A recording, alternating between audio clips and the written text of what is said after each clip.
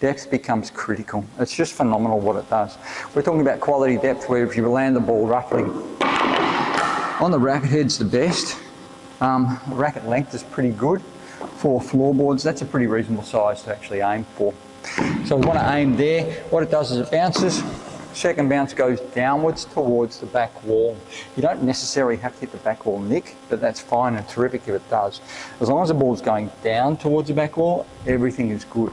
If the ball goes up towards the back wall, bounces here, hits the back wall, and then all of a sudden it goes higher and it gives you more room off the back wall. So the answer is to get the ball moving downwards towards the back wall. Okay, I just wanted to expand a little bit on good length, and this is taken from our My Squash IQ, which is on our website, and it's a full pathway of skills from beginner to elite player. It's got diagrams and videos and text and audio and everything, so it's a multiple way of learning, so it suits everybody. And if you're interested at all, by the way, you just go to my website, which is squashanalysis.com, become a premium member, and you get everything. Unbelievable price, and it's fantastic. Now with our good length, now what happens is if you hit the ball hard, and it's around about here depending on the weather and temperature of the court, so if the court's really warm, then it may even be back here.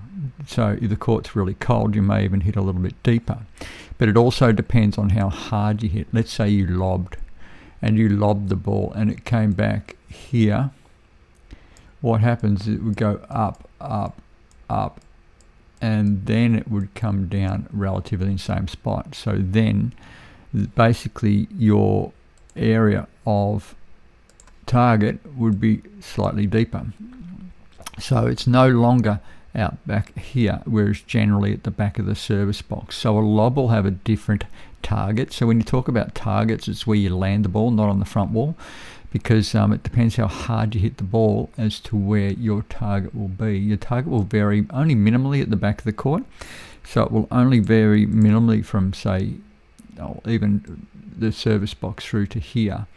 But it will make, most important thing to remember is that as long as the ball is going down towards the back wall, when it strikes the back wall, then everything else just doesn't matter, because you've just got to be able to get it there. There's problems. The slower you hit it, the more chance there is that your opponent can volley it.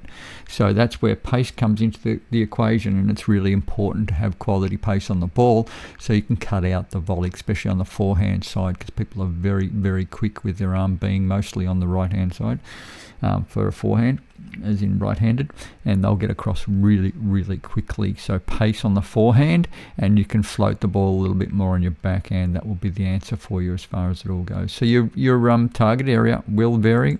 It will vary from here all the way up to somewhere about almost half service box, depending on how hard you hit the ball. And you need to understand the temperature of the court and your pace that you're striking the ball, and that will have a dramatic effect on your quality of depth. So here, one downwards towards the back wall, and things get really good. Now that one, I'll put a mark on the video as to where the ball landed, and you'll understand just roughly what's going on as far as the depth. So from back here, that's in the service box, and that's short, so I'm about half service box there. If I go really deep here, that's actually not too bad. That's almost too deep for what the temperature of the court and the ball is and everything as well. About here, and it started to go almost upwards. If I go really deep, it starts to go too high. So too high became almost here. So when I'm hitting here, I'm merely just changing position with my opponent, expecting the ball's going to come back, and watch them because they've got options a little bit for cross courts and boasts and so on. So when the ball goes up off the back wall, the option for people to go here and play the boast is pretty phenomenal, and that's really tough for you to cover off because it's such a short swing to actually play the boast to get the outcome and everything as well, especially if the ball's a little bit dead depending on the climate of the court and your temperature and everything as well. So we're talking about understanding depth. So what happens is the pace that you hit the ball will have an effect on the ball, plus the depth of the hit will have an effect. So I can hit slow, obviously, here, and that is fine because it's almost going down towards the back wall. You got to hit right back here because I hit it slower. So it opens up an important thing of active pace. So active pace is phenomenal because you can't do this shot here because they're going to come in and volley it. So it's not fast enough, it's not strong enough, it's just too simple for them, even though it was relatively good for depth and stuff as well. So we need to get an active pace, which is a rally pace of 70%, that you can get the ball and really attack it and everything as well. So from here, there, that's going to be an active pace, should have been a bit deeper. The side ball will slow it down as well when you hit it. That's a bit short. That's about almost perfect. Once again, if you hit the side ball, it will slow the ball down. So you have to understand you've got all those things that are coming to the play as well. So understand your depth, work on that, work out the fact that if you place the ball so it's running and moving downwards towards the back wall, that's pretty good depth. The harder you hit, the more difficult it's going to be for you to get what's called quality length. So it's a wonderful thing. You can beat people with raw speed, there's no drama there. But generally you see people that hit too hard and the ball just zips around and then all of a sudden it's too difficult for them to finish it off.